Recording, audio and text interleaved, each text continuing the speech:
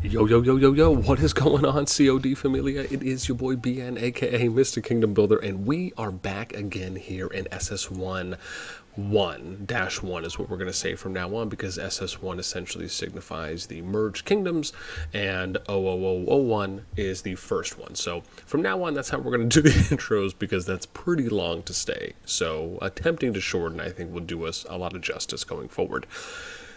We have a again, some interesting updates here that are developing on the first merged kingdom here in Call the Dragons, right between kingdoms 1 through 4, right? That's where we have SS1-1. And so some things have been changing here. We're going to break this down for you. We're going to see if we can show you any fights that are happening as well, and see what kind of interesting matchups and any kind of PvP interactions that are happening as well. Of course, before we get started, if you enjoyed the content, make sure you sub, like, ring the notification bell, and if you want to join and be a part of our conversation, hit up the Discord. You can find a link to that in the pinned comment description right down below. All right, so here we go. First one is up.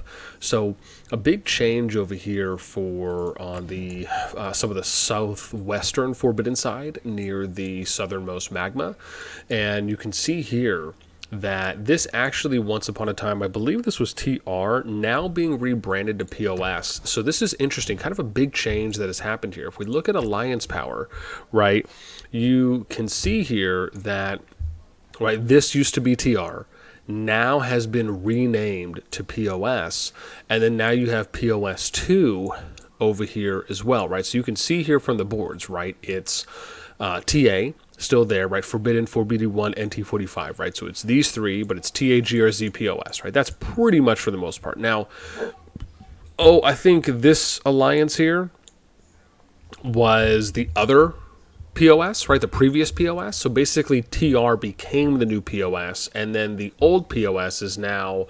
OFUX. And then you have, right, APK, right? So it's pretty much the 7, right? So it's 1, 5, 6, 7 that are against, right? So it's pretty much 3v4 when you all things considered. Again, Ghost, actually Midas powering up a little bit more here as well, right? Junie getting in on some action, so that looks pretty nice. Ripper, I think, used to be at 48, so you can see some damage going on there. Same thing, or I should say power decrease because of the amount of PvP I'm sure that they've been ensuing. Then if we look at personal merits real quick for some updates, right, we got Midas still holding top spot there, Ghost catching up, but again, kind of separating there now as well from the rest of the pack. If we look at Alliance merits, man, so Forbidden was so close to overtaking TA, if you remember. I think it was within a few mil power, if not less. And again, still pretty much up there. I mean, 194, 205, that's not that big. I mean, it's some 9 mil, right? 9.4 mil difference from what it looks like. And then we have NT45 and Forbidden still in the action. But now, now POS, or for OFUX, now being able to get up there, right? It used to be them, and then it was NT45 4BD1, and then it was the next one there from the TA Union in that number 5 position. So again, working their way up a little bit more. I mean, again, you can see the separation here, right, for POS, GRZ. I mean, again, decent alliance merits, but the separation coming from 40 mil plus, now you're seeing, right, kind of the top 5 being a little bit more impactful just based on how numbers look. Now, no one, I don't think, has done any caps here yet. I mean, there is one unit there, but I don't know. Ooh, maybe they're going to attempt. I'm not sure here, right? You got TA, POS. We got Pepe over here. Erman, my boy Pepe. It looks like a few other units that we saw over there. But for the most part, right, these flags have been disconnected, right? Because you see here that POS building. Now, I don't know if they're still building. Oh, they are. So it looks like they are still flagging out this way as well, slowly, because essentially, like, they could go here into the long way for the back cut if they didn't want to try and go here, which there might not be any space necessarily to do that, even if they go along the southern route. So they might be doing that and just kind of playing the long game there.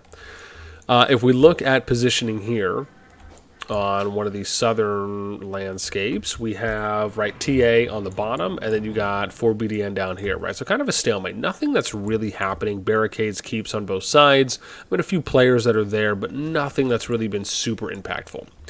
If we end up scrolling up here, you can see a few flags. I don't know who these ones belong to. We'll see. So, okay, so these are 2 POS flags that look like they've been disconnected. Doesn't seem as though there's anyone that's doing any attacking to try and remove these flags or keep branching, which I'm not... Part of me isn't really sure why, because if Forbidden could build up this way, they could go over here and disconnect and then go that way, depending on what sides they want to push from.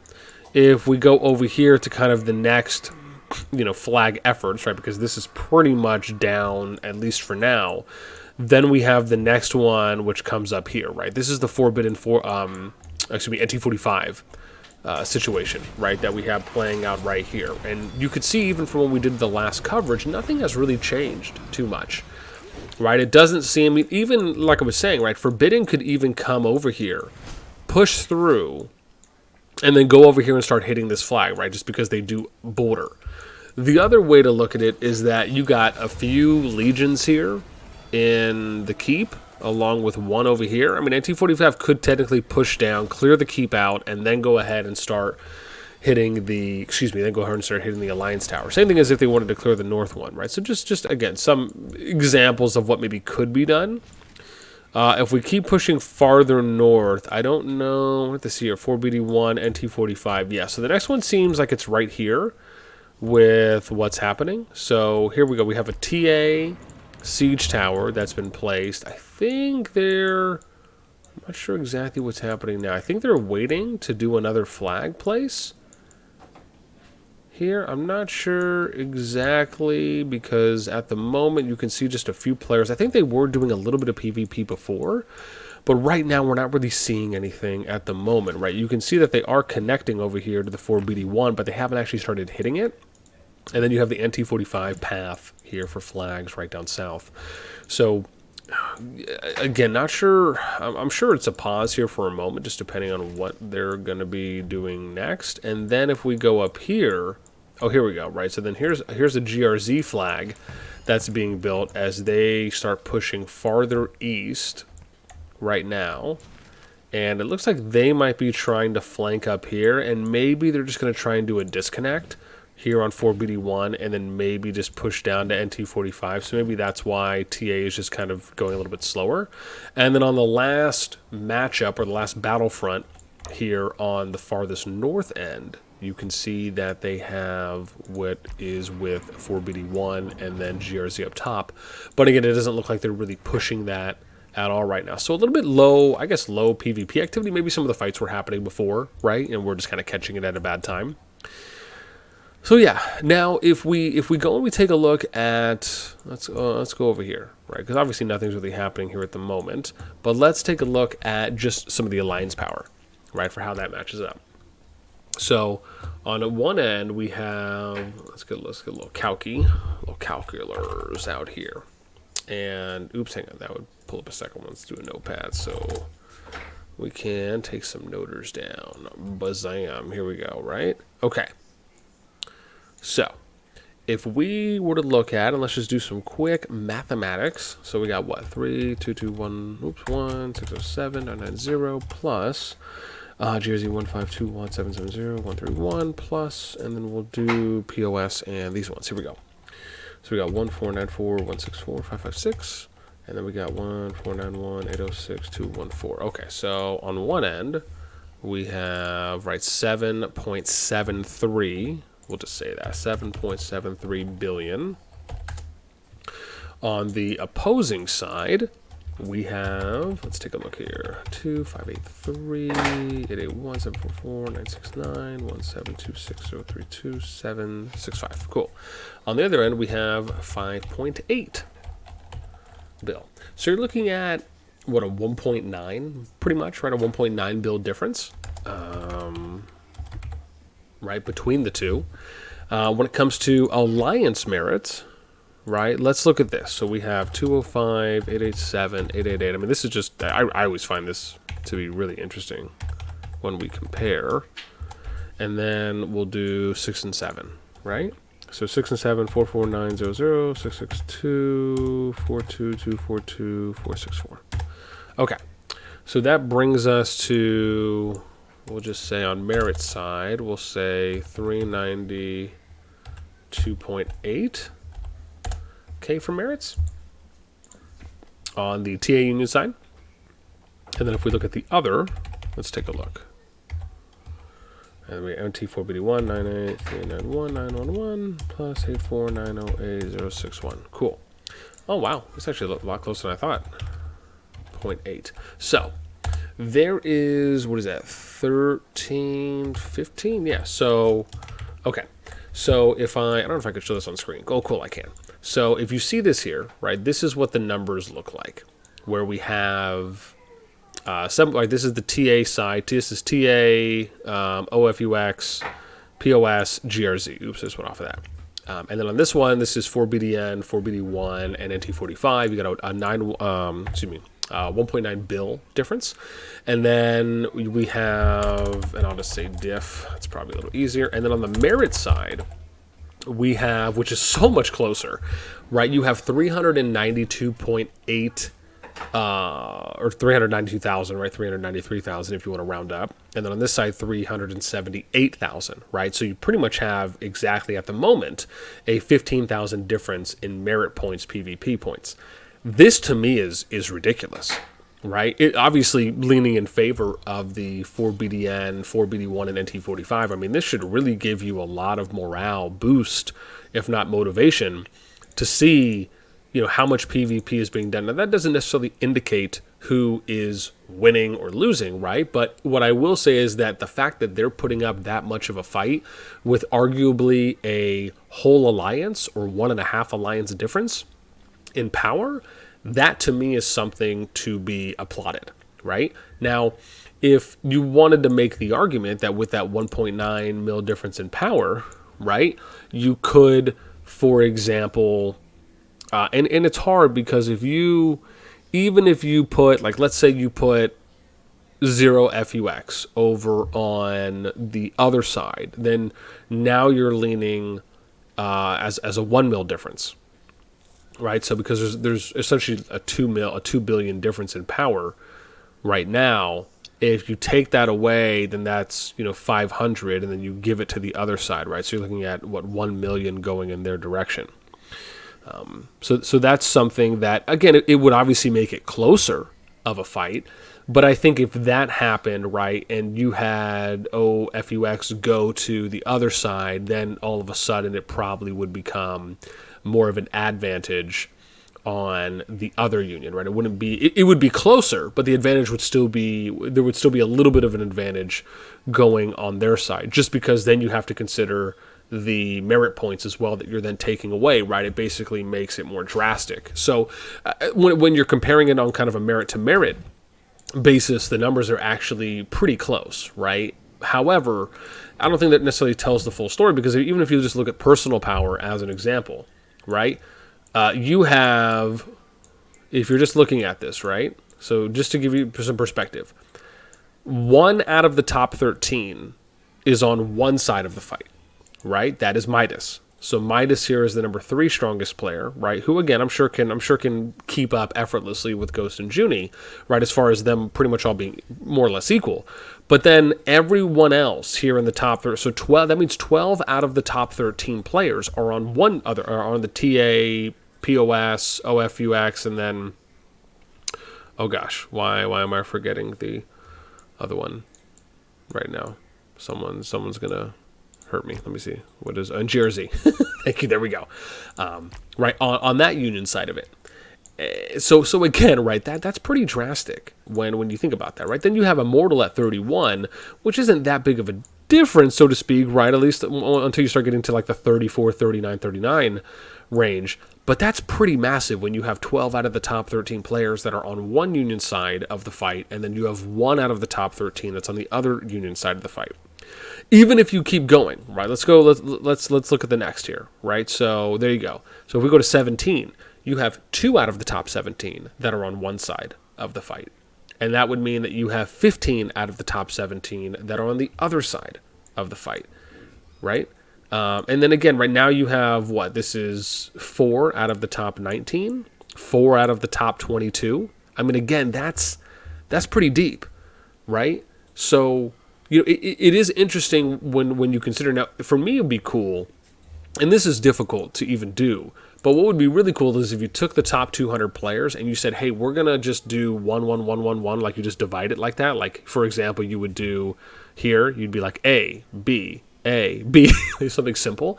And then you would say, okay, 100 of you guys are going to go on this side. 100 of you guys are going to go on this side, right? You can divvy yourselves up however you see fit, right? If you just want to, split between the participating alliances, depending on how many there are, or if you're going to front load into one, just obviously depending on what that kingdom and what the group wants to do. But this is just to give an example right here in this situation of how you can do it where it would then appear a little bit more fair. The challenge is that because when you're starting in your home kingdom, right, if you're not proactively trying to do these things where you're splitting up, strong players or players that could rally, you usually are going to have some form of passive, if not indirect, stacking of the deck from some of the alliances. And usually it's the number one alliance and or just the top group of alliances, where you're going to have more condension of the top players that are going to funnel into those alliances. So then that carries over when you go from your season 1 over into your season 2, right? Or in this case, if they keep season 1 plus in, right? Whatever it may be, it still is the second season, regardless of the title that they give it. And so when you get to your second season, then you're going to have the same thing that carries over from there, right? So that's why it's never going to be an apples to apples situation. However, you can work on some of those things throughout your second season where you try and look for fair fights, right? For me, that's something I'm always going to be a big fan of, is that when you're looking at the Alliance power board, you're trying to make it so that way you can have the most even fights based on Alliance power. But then if you're really going to take a microscope to it, you also have to be able to look at personal power, and then what is the distribution of top players across each unions, right? If it's just 2 unions that are kind of fighting against each other, or if there's multiple, then you have to also look at it like that. Now, in this situation, it's pretty clear that, the bulk of the top power is on one side versus the other, right? So that also impacts fighting more of an uphill battle. So to me, I actually give Midas here and the 4BDN, 4BD1, and NT45 union, right, more props in that regard because they have a bigger uphill battle to climb. And that's albeit the politics and the drama and who may have betrayed who or who broke who. I'm just looking at the numbers right now, because with everything they've been doing and the fact that they're so close to them right now in kind of union merits when it comes to the alliance, with the summed up alliance merits for each side, that to me is just a big win. I think I think that's something they should be proud of at the very least, for being able to kind of keep up pace on that front. Of course, we're going to have to see how everything shakes out and how everything plays out. I mean, I've heard stories from both sides, right? I've heard that TA attacked someone and basically betrayed the agreement. I heard 4BDN ended up removing the union, and that broke the agreement. Again, I'm not 100% sure. I'll probably end up doing a little bit more of a investigative kind of drama story deep dive to get some. Maybe we'll do one of those forums again like we did, and then we'll read that off just so we can hear from everyone that was involved or maybe heard something, and we can kind of get their feedback and POV for how things went down in their eyes, and then be able to cover that. But when it just comes to having, good, what I consider to be, fair PvP as much as possible, I think that's always going to be something that is going to be the most healthy approach for a kingdom, especially once you end up getting into your second season and your first merge kingdom, right? The next one's going to be SS1-2, which will be kingdoms 5 through 8. So we'll have to see how they end up approaching it.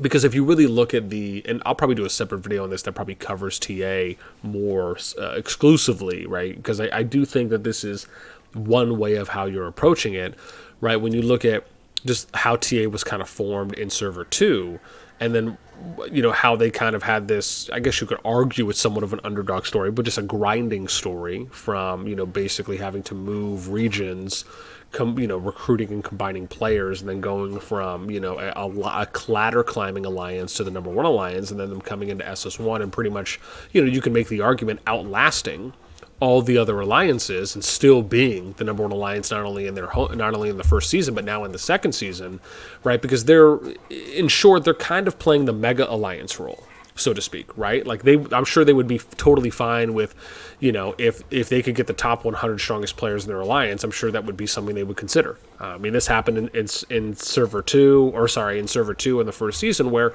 they removed a few players so they could bring in stronger ones. Similar thing happened here in Season 2. They removed some players, whether those were native players that were with them in Season 1 or not, but they removed some players to bring in stronger players. This is not a new tactic at all. This is something that has been done quite a bit in Kingdom Builders, especially when you look to games like Rock, where you just have these type of mega alliances that, for the most part, it's just kind of, members for hire in a sense, right? Where you're, it's different if you're removing inactivity and then you're replacing that with activity. But if you're removing active players just so you can bring in stronger players, or, i.e. spenders, etc., right? Then that's not anything new. It's pretty standard, and that's been done for a while. Regardless of how you personally feel about it and how it morally affects you, it is something that is one tactic, and that's one way to play the game. And, you can make the argument, like I said, for now, that TA has been doing a good job of remaining the strongest alliance, right? The top alliance for 2 seasons now, right? Albeit something drastic happening. And so, obviously it depends on what's going to happen. I mean, clearly TA is in a position right now to get Flame Dragon when it ends up coming up. And how do the other alliances feel about that? I mean, that's the thing. The landscape can shift so quickly and so drastically depending on your view. Who's to say that, even though I just moved away from it, right? But who's to say that, you wouldn't have, everyone going up against TA, right? If you had 2 through 7, say, let's just go ahead and fight TA and just see if we can bring the giant down. Or, let's try giving number 7 over to the other union and fighting that out to see how it goes. But again, and then on the other side, right, maybe they're fine with that. Maybe you have maybe you have, oh gosh, where are the numbers I'm looking at right now, right? Maybe you have GRZ, POS, OFUX that are totally fine with TA taking the Flame Dragon, and they're I don't want to say coherent, but they're on board for them getting it and whatever arrangement or agreement that they've come to, right? I mean, I think that's, for me, when I look at the landscape shifting, you still have a couple days, I believe, until Flame Dragon hits, and then obviously, 2.5 weeks until Season 2 is getting closer to closing, and then we'll have to see what happens in the next season, because this season is going to close before global release. So it'll be interesting, on what happens from there. Are we going to actually get a Season 3 that will technically be the introduction of the new Kingdom map? Are they going to wait to do the new Kingdom map until global release comes out? I mean, again, these are some important questions as we start getting closer and closer to the first Merged Kingdoms season ending, and then how will that play out into SS2 or SS1-2's kingdom when you have Kingdoms 5 through 8 that go in there, right? Are they going to see a new map as well? So again, lots of questions. Hopefully we'll get answers a little bit sooner. But so far, if we kind of summarize what's happening here in SS1-1, it is that the alliances of 4BDN, 4BD1, and NT45 are getting pushed right now, right? There seems to be, at least as of me coming online and looking, and I'm sure they're going to do more pushes as well. But just in this specific moment, right, there's not a lot of resistance that's happening. They've had, I think, more of their territory removed than they have removed from the opposition, even though it's only been a little bit so far. And we're still going to have to see how everything plays out. But it will be interesting whenever we have the next big engagements, and I'll obviously try and cover as much of that as possible for you guys as we can. With that in mind, that's actually going to be it for me, right? Let me know what you guys think in the comments down below. I'd love to know your thoughts. If you're from any of the alliances and you want to tell me, give me a storyline, let me know, how things have played out from your perspective. I would love to hear that, right? And I'll probably do a separate video covering that a little more in detail, where I ask everyone and kind of do it in an anonymous way. But if you have something to share, I'd love to hear it. What do you think about the situation right now? Does anyone really care one way or the other, right? If TA takes Flame Dragon, is everyone satisfied with the agreements that have been made so far? Or maybe for some of those lack thereof, just depending on some of the breakings that we've been hearing. But yeah, so let me know down there. I always enjoy reading, and I tend to try and read all the comments that I can, especially the ones that take the time to do good write-ups. So yeah, that's actually going to be it for me. As always, I hope you enjoy. Until next time, I will catch you later.